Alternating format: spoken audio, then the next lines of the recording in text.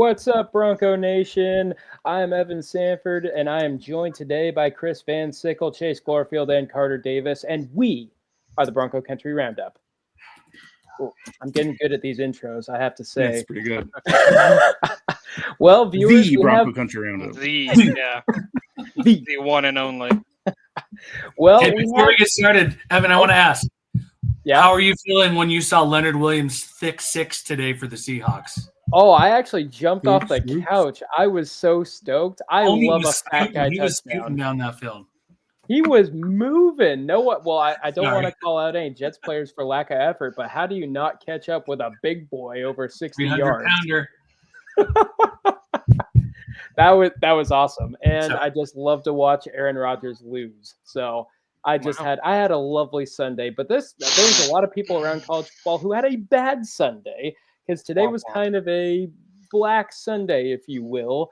In the NFL, they call it Black Monday, that day after the final games of the regular season where all the coaches get fired. Well, I don't know if anyone has been on Twitter today, but that list of fired coaches, coordinators is growing and growing and growing and growing, and it's going to keep on growing. So it's kind of crazy. The carousel is already getting started. I saw Kennesaw State hired a new head coach already.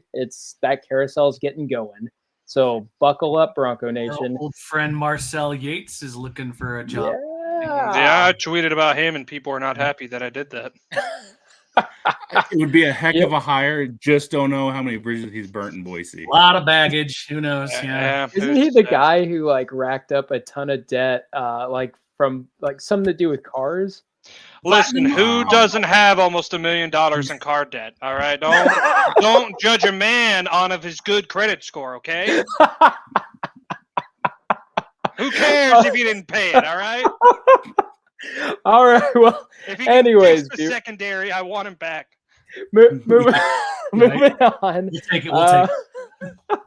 We have a lot to cover today, actually. It's been quite the weekend. But first, real quick, I just want to say to you viewers, I hope you had a wonderful Thanksgiving with your families.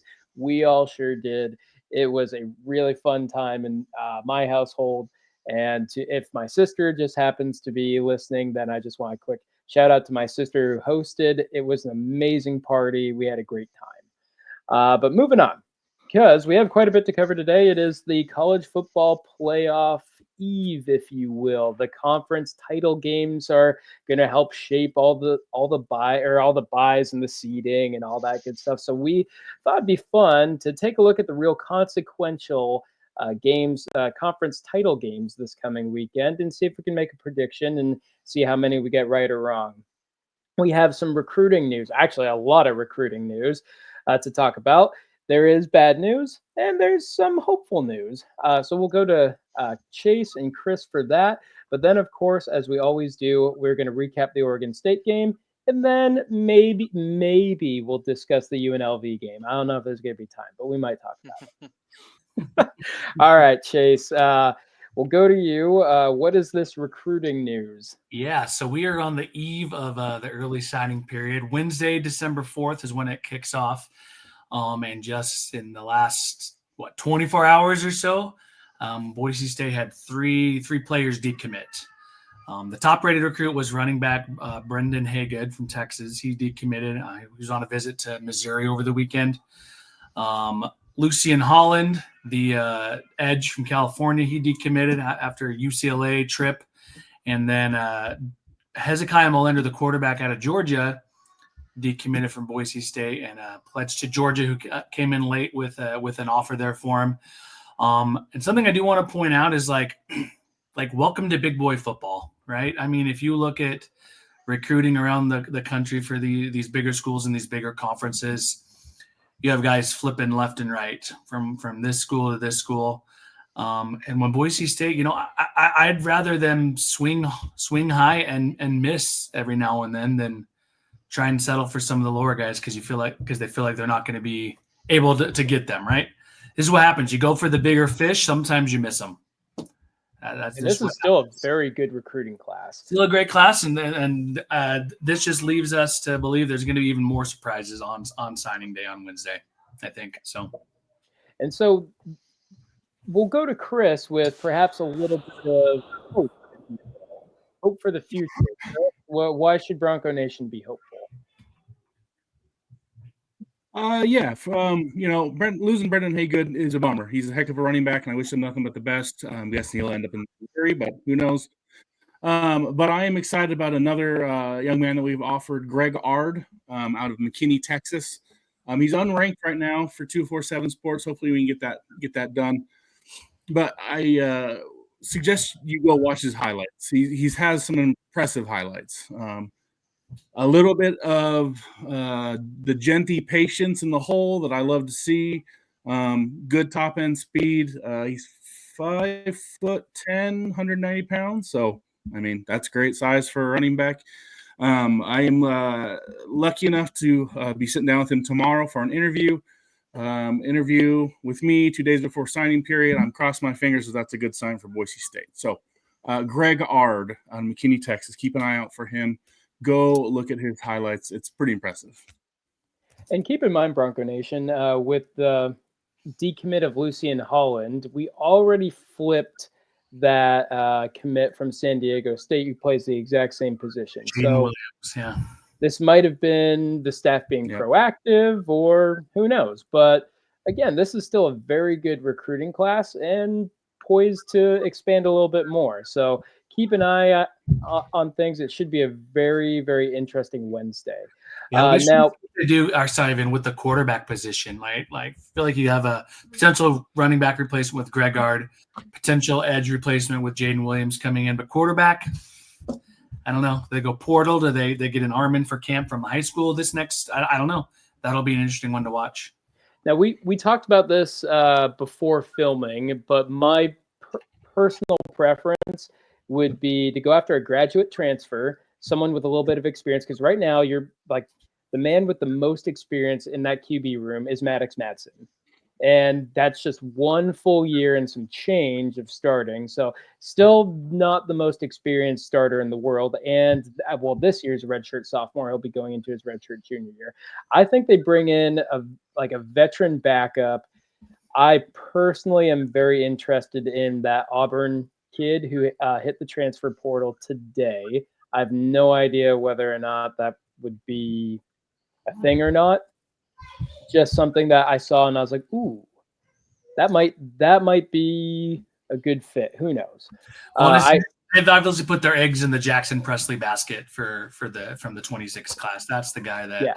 Oh, for sure. Excited about. But I mean, Jackson Presley's kind of the whole reason I don't think we even needed a 25 QB. I mean, what's the point? Malachi Nelson's a year younger than Maddox Madsen. Maddox is going into his junior. Like, we don't need I know they usually say get one every class. This seems like a very special exception of we got this crazy kid coming in a year and a half. Just rat it out. Yeah, again. The point is Boise State's in great shape regardless of the Melender news or not, right? And to your point, Carter, that's why I think like the graduate transfer route kid who has 1, maybe 2 years of eligibility, like that Auburn kid, that's kind of like the perfect fit. Someone who's a veteran who could come in case there's an injury and there wouldn't be any drop off. I think that would be at least my ideal pick in that scenario. But lastly, on recruiting, unless I missed it and you guys covered this, well, it's not recruiting, it's more transfer portal. Deontay Thornton hit the transfer portal today, or announced that he intends to hit the transfer portal when it opens on December 9th, I believe. Yep. So he's no longer with the team, and these things happen. Buckle up, Bronco Nation. There's going to be a lot of them. Yeah, he won't be the only one. It's just the norm. Yeah. Yep. And since we have this platform, I'll just say it: don't go and bash the guys for transferring. They're doing what's best for them. If you want to make Boise State look bad, go bash on guys for doing what's best for their lives. So don't do it. Wish them luck and move on. Yeah. Yep. Yeah. Good. You know, it's going to happen. I bet Boise State loses up to 10 guys at least. I mean, it's just the norm for college football these days. That's what they say every year. Expect around 10. You're going to see maybe 1 or 2 surprises, some guys who are kind of buried on the depth chart looking to get a chance where they feel like they haven't necessarily got one. And he's one of them. Like, I don't know if he's even seen the field on special teams yet. So good luck to Deontay. Hope he finds a good landing spot, just not against us. Boise State will hit the transfer portal as well and bring some guys in to fill in some of those spots. So Absolutely. just like Danielson did last offseason. So Yep. one last time, Bronco Nation, buckle up. Buckle up. Don't take it personal, please. Good Lord. Oh yeah, and don't go and, like, as Chris said, go and say something stupid to an 18-year-old kid, like, or 18 through 20, whatever. Just don't. Just at that point, put down your phone or your device or whatever, and just go touch grass. Anyways, As moving the on. As the kids say. Moving on. So the college football playoff picture is kind of taking shape a little bit. A lot can still happen, but we thought it'd be fun to kind of preview that. So if the season were to end today and the bracket as it is right now were to be locked in place, Boise State would get a first-round bye and would be set to play the winner of Penn State versus Arizona State, which that's very interesting. I kind of like that better than having to play the winner of, it was Ohio State or someone else. Either way, It was Ohio State, Arizona State. yeah. I don't necessarily want to be on the same side of the bracket as a ticked off Ohio State team coming off a bad loss. So I think that's a little bit more favorable. But we've got some very consequential matchups this week, so I'll send it around the horn. I will start. Tulane versus Army. Tulane got knocked out of the rankings by Memphis in a very Schadenfreude kind of game for us. So what do you guys think? Chase, I'll start with you. Tulane, Army, who you got? I'm going with Army. I think that's a team that's going to be able to control that clock and run like a 80-yard, 12-minute drive and score. I mean, they're hard to beat just for that reason alone. I think they're a better disciplined team. So, Chris? Yeah, Army. I think Tulane's going to come out flat, deflated, terrible loss. Army all the way. And Carter? I think Army, but maybe by a field goal. I think Tulane's a better team than they played against Memphis. I think Memphis is a very underrated team. If people forget, at the beginning of the year, Memphis was ahead of us in some rankings. Some people thought they were going to be the Group of 5 team. So I think Memphis is underrated. Don't want to blame Tulane too much for that. So Army, like they said, can control the clock, but maybe by a touchdown field goal. Yeah, and personally, well, I mean, I'm going to be the contrarian here. I'll pick Tulane. But I want Army to win this game. I like Army a lot better than I like Tulane, but I'll go with Tulane to be contrarian. They are a talented team and a team that I felt was very overrated. Did not have the strength of record, and I'm happy to see that debate is completely over and Danny Cannell can eat his heart out. Go back into whatever hole he crawled out of, right? Yeah. All right, boys. Iowa State versus Arizona State. Chase, who you got? Man, Arizona State is on a tear right now. They are. Oh my gosh, I can't think of his name. Dan Lanning, is that his name? No, that's the Oregon head coach. That's the Oregon coach. Dillingham. Yeah. Yep. Kenny Dillingham. He has done a wonderful job. Like that's Big 12 Coach of the Year candidate. Probably should win it right there. I think Arizona State's kind of team of destiny vibe to them, but they're playing really well with Scattaboo doing his thing back there. They're a good team. I think Arizona State's going to win that one. And talk about a huge turnaround for them. Like last year, weren't they at the bottom of the pack? And they were predicted last in the Big 12. Yeah. Huge turnaround. Yeah. Chris, who you got? Arizona State. If we didn't have Ashton Genty, I'd want Scattaboo. So Arizona State. Carter? I want Iowa State because I truly believe Arizona State will jump us and we will get the 5th seed. Also, going to go down a little bit of a rabbit hole here. I put out on Twitter that we didn't want UNLV, and people are like, no, we need to defend the bye. We need to play a ranked team. If we beat UNLV, they're still going to jump us. I know. I feel that in my heart because the coaches poll has them at what? I mean, the AP poll has them. I think we're 10 at 12. and Arizona State at 11, and the AP we're at 10 and they're at 12. Yeah, 10 and 12, and then 10 and 13. They're 13 in the coaches. Like, if they beat Iowa State, they're going to jump us. So I want Iowa State to win because they're down lower. But I think Arizona State wins. I think they jump us, and I think we end up getting that 5th seed. I'm actually going to pick Iowa State not to be a contrarian here, but because I watched that game last night against Kansas State, and I believe it's Matt Campbell is their head coach's name. Do I have that right? Got that right? Yeah. Okay. And they were saying that this was the first time that they had won, 9 games in a season in some long time. And he has turned around that program. They've got kind of the power of belief on their side, where they fought all 4 quarters in a gritty, grueling game. And I can't remember if it was in Ames or Manhattan, Kansas, but not a place I would want to go to in December, end of November. Either way, I think Ohio State is going to actually pull an upset here. But moving on, and I'm not going to move on because, Carter, to your point, if we beat a ranked UNLV coming in at, I believe, 19, we beat a ranked UNLV, then I think style points matter for us to keep the 4 seed. If we are able to beat them by 2 scores, then I think we keep the first round bye. It's enough. If Arizona State beats Iowa State with style points and we eke out a win against UNLV, then they leapfrog us.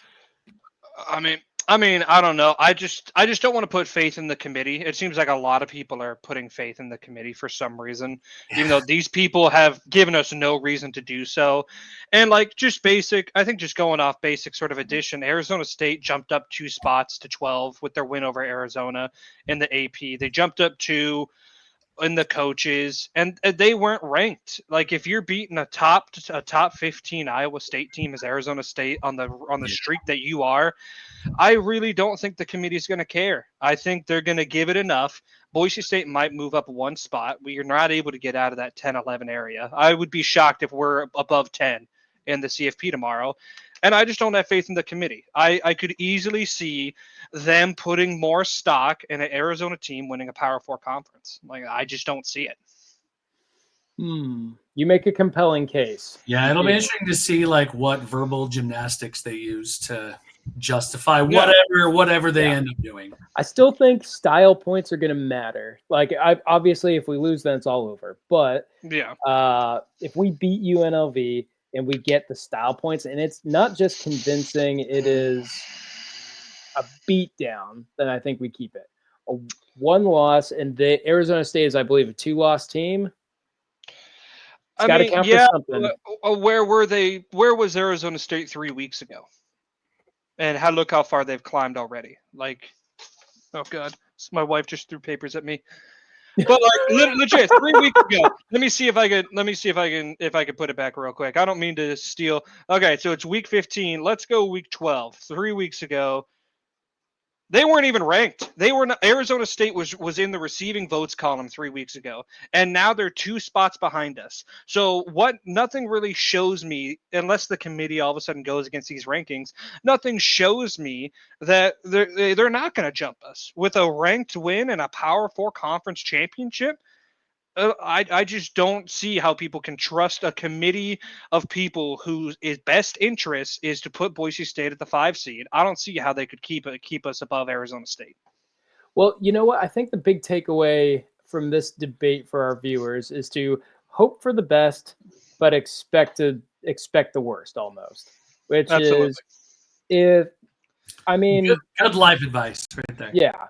As it stands right now, if we were just to keep the bracket the same but make that flip, it would be Boise State versus Penn State in Happy Valley. I'm expecting, if we beat UNLV, I'm expecting the 5th seed. I'm expecting Arizona State to probably be above us by 1 or 2. Yeah. To keep it close, to show the respect, but to give it to Arizona State. But if we keep the bye, I will gladly eat those words. I just don't see how we can trust those people. Oh, yeah. The good news of playing in Happy Valley is maybe Stacey Collins could just stay there. That could be true. He could get lost and end up at the wrong. Sorry, I couldn't help it. I couldn't help it. God damn. All right. Well, we have been a little bit derailed from what we thought would be a quick around the horn for all these games. So sorry. Probably one of the least consequential championship games for Boise State is Georgia Texas, which they already played that game and Georgia already kicked Texas's teeth in. So I don't know. I don't love. I'm not that big of a fan of rematches. I don't know. Anyways, Chase, who you got? I think Georgia got caught looking ahead to potential Texas A&M, and that's why they struggled. Was it 6 overtimes, 7 overtimes? That game was wild to watch. That game was stupid. But yeah, I think Georgia's gonna.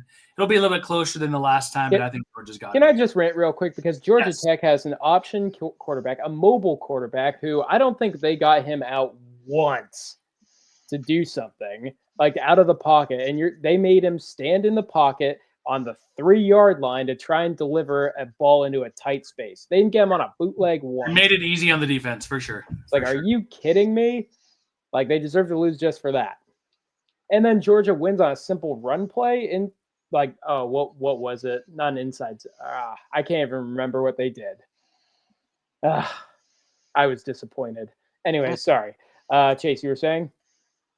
Yeah, I think Georgia will win. We'll be a little bit closer than the last time they played, but I think Georgia will get it. Chris? Hook 'em horns. Ooh. I haven't watched a single down of SEC football. I think maybe a quarter. I have no idea. I have no idea how these teams. Couldn't tell you the score the last time they played. Something tells me Texas, but I could easily see Georgia. But something in my bones is telling me Texas wins. The last time they played, I believe they won by a score of like 30-. Was it? Where's the game? Isn't it Atlanta? Atlanta? Okay, I'm taking Georgia. Yeah. That's how close I think it'll be, and I think that's not a neutral site game. So yeah, no, I'm taking Georgia by an even bigger blowout this time. I think what was it, 30-14 or something like that. I think they win even bigger this time. Georgia all the way. All right, Penn State, Oregon, kind of important for Boise State that Oregon wins this game. Kind of. It's not as consequential as it used to be. Still good resume builder. Chase, who you got? I don't know if there's a team in the country right now playing better than Oregon.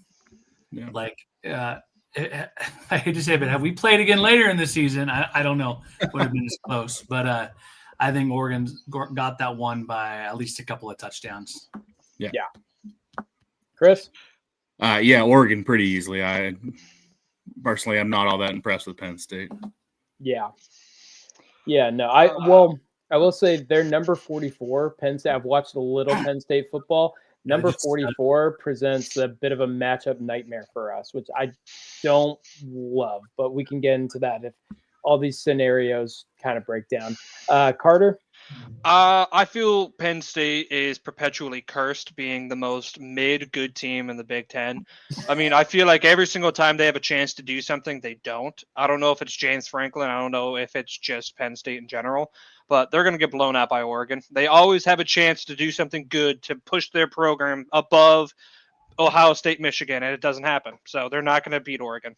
I think James Franklin was 0 and some stupid number, 0-10 in like top 5 games. I'm sure it doesn't. I don't doubt it. Every time they're in Happy Valley, they're like, "Oh, this is going to be a great game," and they lose. Like they never win. I don't know how a team could perpetually be in third place all the time.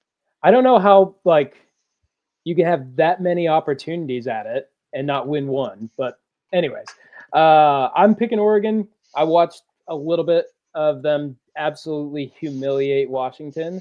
I'm going to have a lot of sad Husky fans around me tomorrow, but anyways, moving on. Clemson and SMU.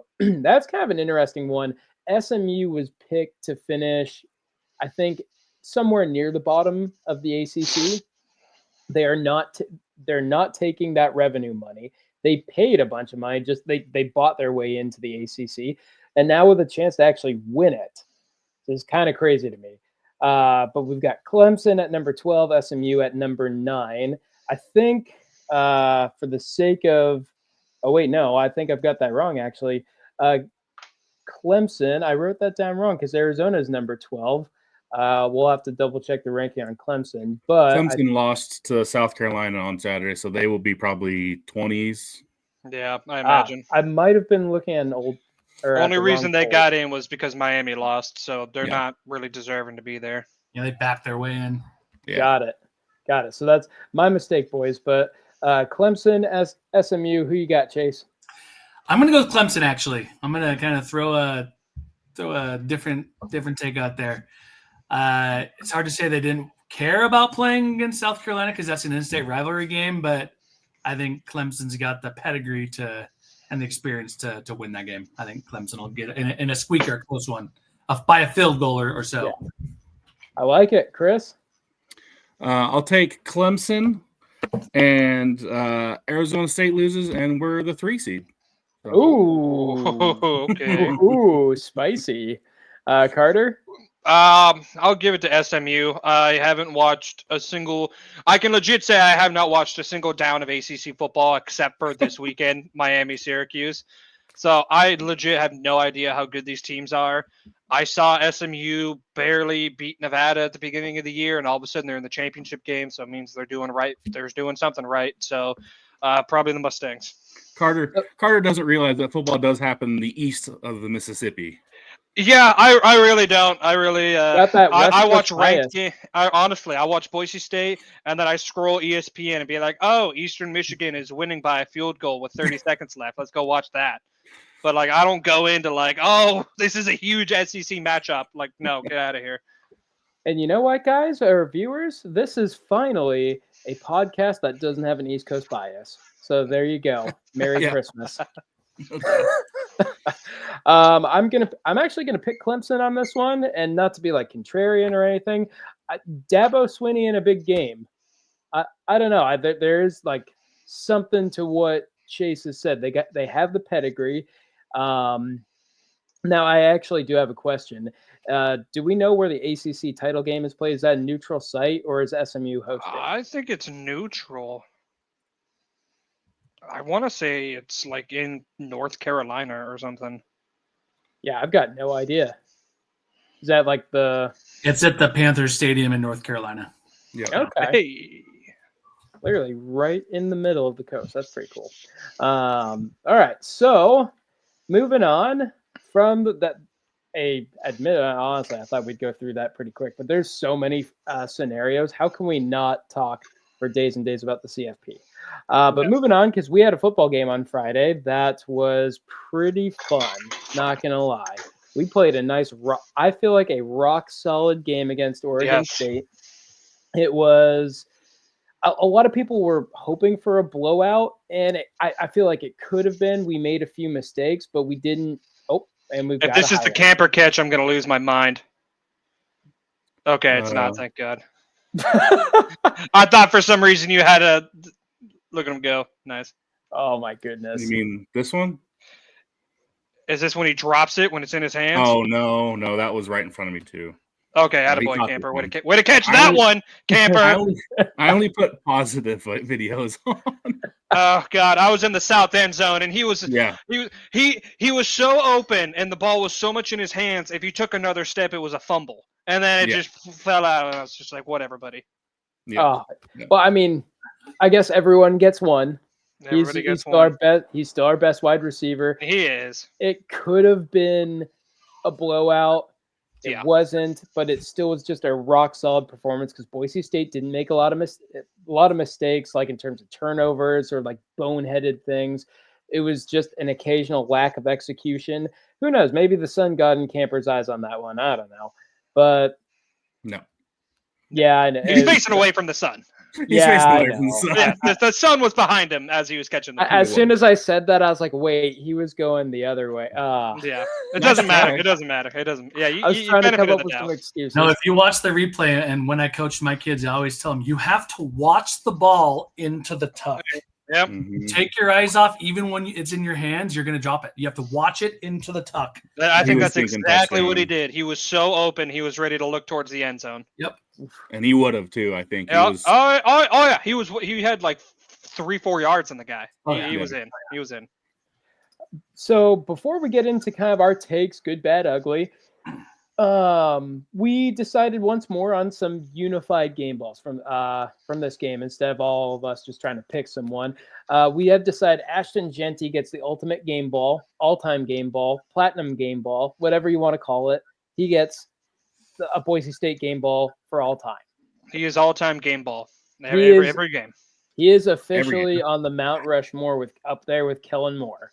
Yep. And whoever else, like that. 228 yards and probably another 80 called back on penalties. And I had a touchdown. And a touchdown. Actually, yep. That's a could have been another one if our offensive line can block in the red zone. That was a little frustrating. That I think you run the ball 4 times. Yep. Doesn't go anywhere. Doesn't do Clydesdale either. Whatever. Well, Carter, we're gonna get there. We're gonna get there. But I had a fun. Dirt cutters on Carter's Christmas list. I hope not. Christmas. Anyway, sorry. Mount Rushmore. It's Ashton Genty and Kellen Moore. Who are your other picks, Bronco Nation? Put it in the comments. So unified game ball. I wanted to give it to Roger Carrion on offense because he made his presence felt. He had some holding penalties against Wyoming, really cleaned it up this game. Shout out to Matt Lauder for that awesome leap. And also shout out to Mason Randolph kind of coming back, getting a few series in there, hoping to see him next week. Defense, we're going with Ahmed Hassanain, who absolutely tore it up. Now, Amarian McCoy, we felt like played a really good game too. So honorable mention to Amarian McCoy. And then special teams, we all agreed that finally looked like they actually executed what they've been trying to do for the 11 previous games of the season. And that was get the kind of weird pooch kick. And they finally had Dalmas do it. So he gets our game ball. And then he executes all those little pooch kicks, which I don't know why they won't kick it out of the back of the end zone. Maybe they just don't have the leg for it. I don't know. But Jonah Dalmas is our special teams game ball for not screwing up the pooch kicks. So good job. All right, Chase, I'm going to start with you. Let's do the good. And we're doing good only. Carter, we're going to do the good only. Fine. Carter will do what he wants. I will do it. You can't stop me. I know. No, I'll keep it good. All right, Chase, starting with you. Go ahead. Yeah, I kind of mentioned this in our live broadcast thing we did after the presser on Friday. But my good is that they executed a game plan and stuck with it and didn't get panicked. Like that, generally speaking, things just looked really good. The team looked good. Things went really well. Overall, the good was, hey, Boise State was finally the aggressor, finally did what they needed to do and stuck it to a team they should stick it to in that way, right? So. Yeah. Absolutely. They played a clean game. Chris, what's your good? My good is the offensive line. It kind of felt like you talked about Roger Carrion and Mason Randolph as well, and you got shout out Dylan Matoyer as well, or Daylon Matoyer. He played a lot at right tackle. I think Hallschmidt might be a little banged up, but they all played really well. This was Oregon State. A lot of people don't quite give them their respect. They are quite often ranked ahead of us in recruiting. I mean, this is a very talented team that usually has or always has a tough defensive line. And other than some of that goal line running there, Carter, they did a pretty good job, I thought. Roger Carrion had a rough game last week and looked great, and excited that Randolph's back as well. Yeah, no, it was for the most part, like, again, a very clean game. I mean, we had the Genty fumble, but we don't speak of that. Everyone gets one.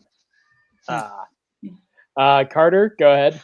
Yeah, I mean, offensive line, just like everybody else said, Carrion looked great. Randolph looked great. I think that really bodes well for next week. I think Randolph played about half the game. I think this was his really warm-up game, and so I bet he starts next week full-time.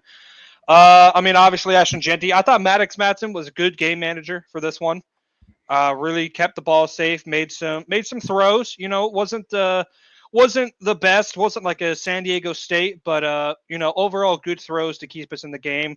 Like this here, exactly. Yeah, that gets us a Just score. nice and easy. Nice and easy, that move easy he made on stuff. a touchdown run was ridiculous. Yep, that was good. Shout out to him on that because I was getting super antsy wanting to score in that red zone. And, he made the call for himself, made that cut. That was good. I'll show it again. Yep. But Let's see. Obviously nobody's out there to the last second. He cut it in. Yep. Yeah. Exactly. So he did a good game. Offensive line did a good game. I think this is exactly the game that I've been asking for. Just consistency, domination, because like we were talking about, that camper catch, that should have been a touchdown. Ashton Genty run should have been a touchdown. Should have been up probably 2 more scores than the end score shows. So this is exactly what I was wanting. Domination, consistency, build off of a previous game to the next game. We build off of this for UNLV. Yeah, and to your point, I mean, I'm going to sound like a broken record here, but it was a rock solid game by Boise State, which is a huge improvement over the last 3 to 4 weeks. Like ever since San Diego State, it's been a grind fest where the execution just feels like it hasn't been there. There's been that inconsistency, and they finally put together a complete game. Now, I will move on to the bad, and I'll start. A subtle observation was the lull, kind of in the middle there, where things slowed down and people started getting a little squirmy. Like, oh no, is Oregon State going to come back? There was definitely a little, I don't want to say lapse in concentration, but there was a lull for sure. So that. I'll let you guys kind of flesh that out because I've got a feeling you're going to tell me why there was a lull. So, Chase, go ahead. Yeah, to speak on that, I think there's a little bit of complacency. If you've ever been part of a team, you see some of that. You're like, oh, it's a beautiful Friday morning. We're doing great. Things are set up the way we want them to be. We can just kind of put this thing to bed. And maybe they tried to put it to bed a little too early. So for me, kind of echo your point, that was the bad for me was they were able to get it back, which is it's hard to get it back sometimes, but they were able to get that momentum back and put Oregon State away. And again, you got to step on the throat in those situations. For me, the bad is just that consistent wanting to just knock a team out. Yeah, it was field goals instead of touchdowns. Yeah. Yep. And Chris, what was it? Did you have any bads? Yeah, that exact thing. Field goals instead of touchdowns. Red zone offense.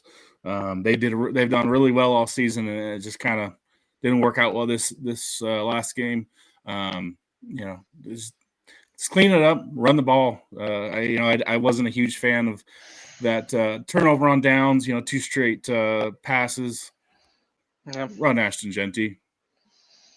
And run the Clydesdale. So Carter, tell me, why didn't they run the Clydesdale? You know what? That's a good question. Why do we have Tyler Crow listed as a fullback, but he's not in the game? Like, why do we have a Clydesdale package? Overall, my bad is play calling, and Dirk Cutter will probably put me on his naughty list. But, I mean, when you have Ashton Genty, how do you not score from the 2-yard line? It's because he consistently ran between the tackles.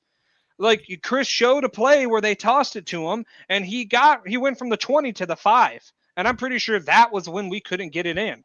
So it's just like, is he literally saving the playbook just for UNLV? Yes. Because if so, then I get that. But if it has 5 weeks of saving it, I just feel like it's been this constant, just weird, overly repetitive play call. And that's what kills me. Because I don't think we can do that for UNLV. I think we need dynamic, effective touchdown offense, like what Chris said. Touchdowns, not field goals. That was the bad for me. If that lull happened because the offense started to lull. And a good we should have talked about is the defense, because the defense kept us there. They kept that lead. Yep. They did a 4th down stop. I'm pretty sure they did, or they stopped them on a 3rd and short for a punt too. They had a couple of 4th down stops. Yeah. Defense was good, and the lull happened because of the offense, because we got complacent, we took the foot off the gas, and the play calling got very simple. So I hope Dirk Cutter reaches deep down into his bag and pulls out some tricks, because we need effective, game-changing offense for this championship game. I've got a well, I wouldn't call it a hot take, probably more like a lukewarm take because that seems to be all my takes are. But the Wyoming game was probably the best thing to happen for the defense of anything else this season, where you've got an ineffective offense. You have to hold.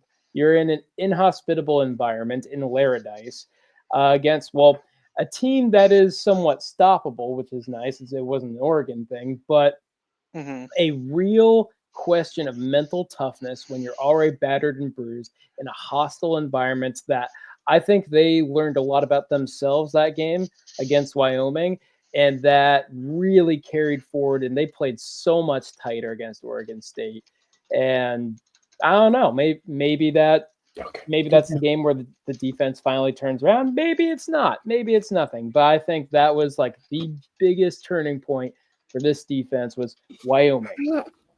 Now moving. Well, actually, we have an surprise guest. guest. Little surprise guest. Can you say go Broncos? No. He just wants to make he silly says faces.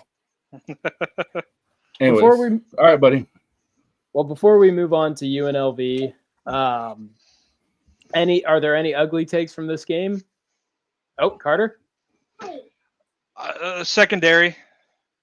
How many receivers running wide open on like big crossing routes? It's just disgusting. We can't have that against UNLV because Ricky White and Haj Malik Williams will use that all day. I mean, we've said it over and over again. I don't want to beat a dead horse, but come on, guys. Like, I have one too. Make it look like you're trying. Bronco. Sometimes it looks like you're not even trying. Yeah. A fan base should not be scared of a 3rd and 9. Yeah. I have one as well. Go ahead. Okay. The sudden lack of blitzing, and I think I know I might have a hunch why. I think this team is desperately missing Alexander Tubner. The coaches have said that having Tubner on the field allowed them to do so much more.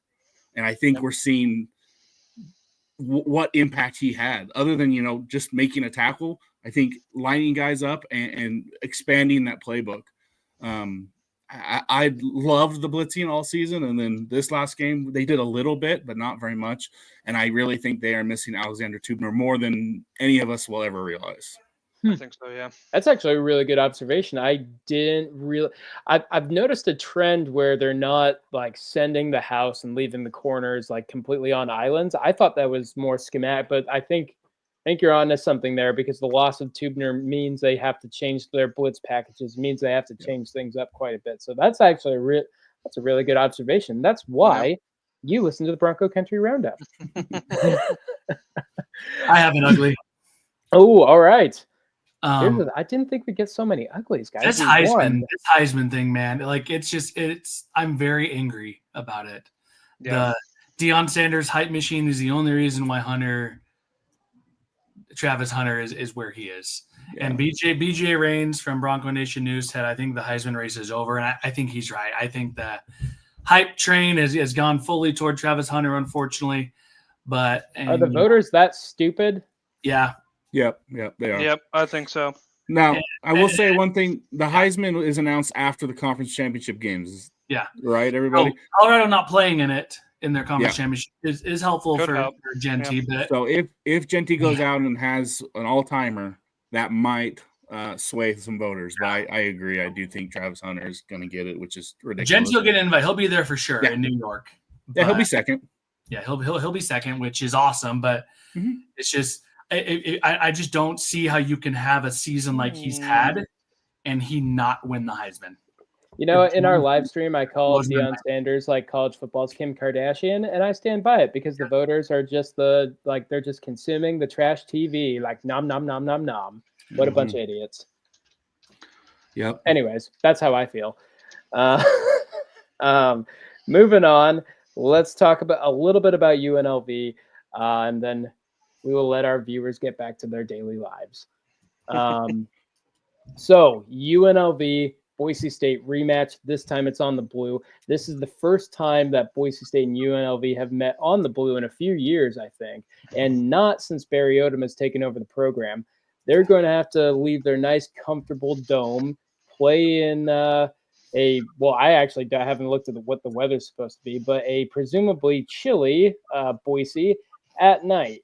Let me look. So, what do you guys think? What are you worried about, or how you feel about this game? Chase? Look at the weather. Friday, high of 42, Yep. low 29. Saturday, it's going to be rainy in Boise, so it's good the game's going to be on Friday. You know, looking through some stats here, I'm a stat guy, right? UNLV's weakness is still their pass defense. Looking at this, they give up 248 passing yards per game on average.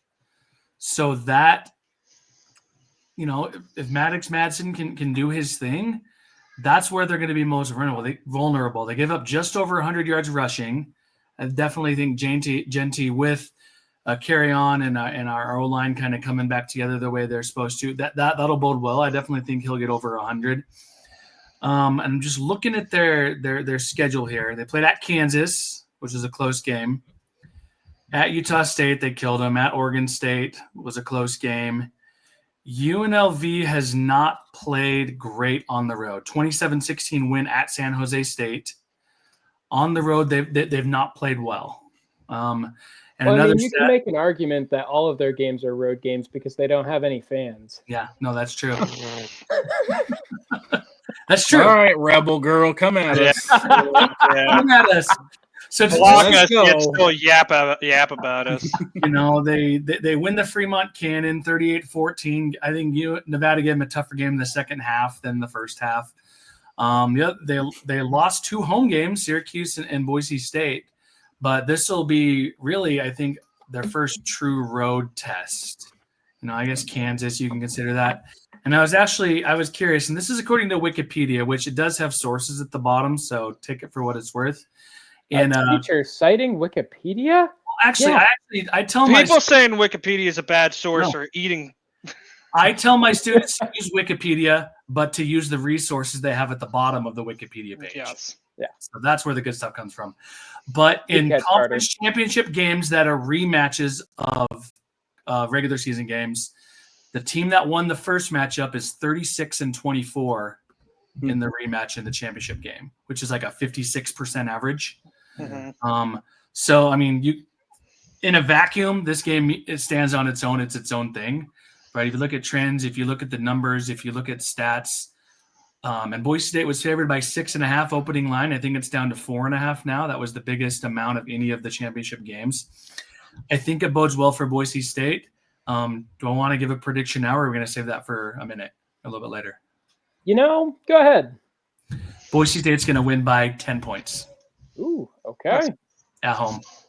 Yeah. Chris? I have a little bit of just quiet confidence about this game. I kind of feel like Boise State's hitting. This last Oregon State game really actually showed me quite a bit. Made me feel a lot better about it. Offense line's getting healthy. I think Genty's going to have a great game. I think Madsen is doing Madsen things, which is great. And the ultimate biggest factor to me is it's on the blue. You know, it's the Broncos. They just play so much better at home, and I think that's everything. The tickets are already selling like hotcakes, so it's going to be a packed house.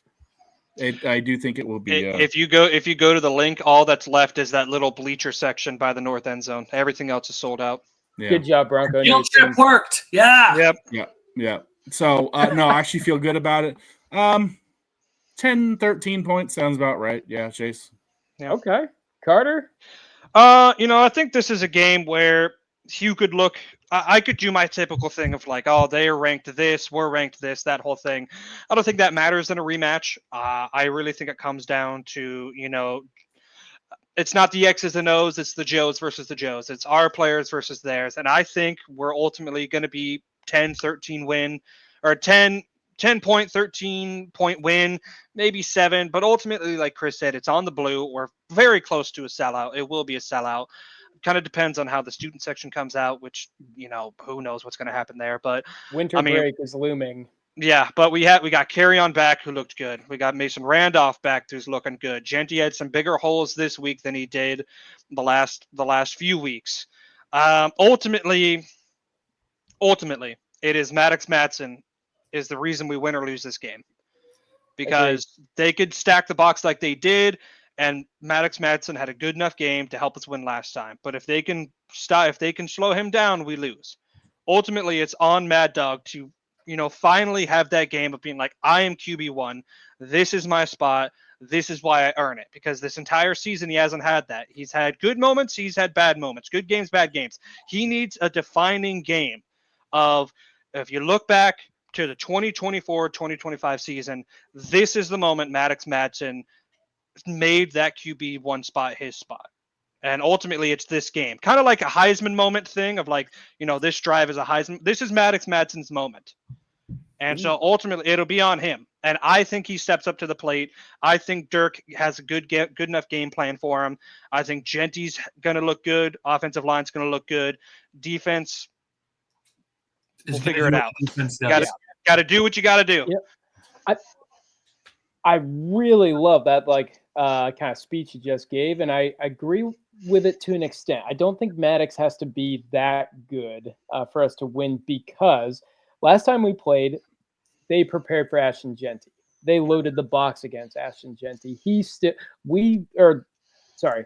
loaded the box against an injured offensive line to stop Ashton Genty.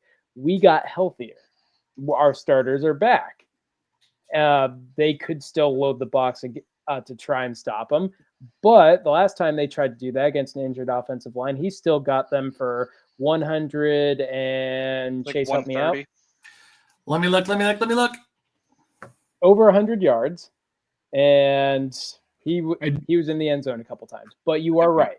The reason we won that game is because Maddox Madsen elevated his game, made those plays. He had that huge scamper at the beginning of the game. 135 yards. 135 yards. 128 yards.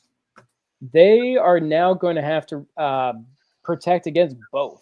Does that mean that they don't load the box? Does that open up lanes for Genty? Does Genty do even better this time around with a healthy offensive line? Or do they double down and say, we're going to just have everyone on that line, Maddox Madsen, you beat us? Because he already did. So what do you do if you're UNLV? I predict Matt Lauder will have a good game. That makes sense. Yeah, absolutely. I think Matt Lauder, I think Cam Camper will get in there, but I think a difference maker, and it's someone I've been kind of dogging on all year, Austin Bolt. He is incredibly fast. He is long. He's lanky. I want to see Bolt get a deep ball. Finally, give me a deep ball. I think if he's recovered from that hit in the end zone yet. Yeah. Boy, he got walloped. That's right. He did play later in the game, so he's fine. That was a joke, but he got walloped. He got a nice little shot. Yeah. Anyways, so I think Boise State wins this game. I think it's within one possession, a 3 or 7, whatever. Yep. But I think it's one of those kind of like an old school, and I'm a Seahawks fan, like a Pete Carroll era. Like the score was close, but it wasn't really that close. That type of game. Mm-hmm. So, all right. Well, unless there's anything else, I think that brings us to the end of a little bit longer than normal Bronco Country Roundup. But thank you so much for watching, viewers. If you have any kind of comments about our takes, tell us why we're right, tell us why we're wrong. Who would you like Boise State to see in a potential college football playoff matchup? What do you think is going to happen against UNLV? Tell us in the comments, and share this video with all your friends. Anyways, that brings us to the end. Once more, thank you so much for watching. Go Broncos.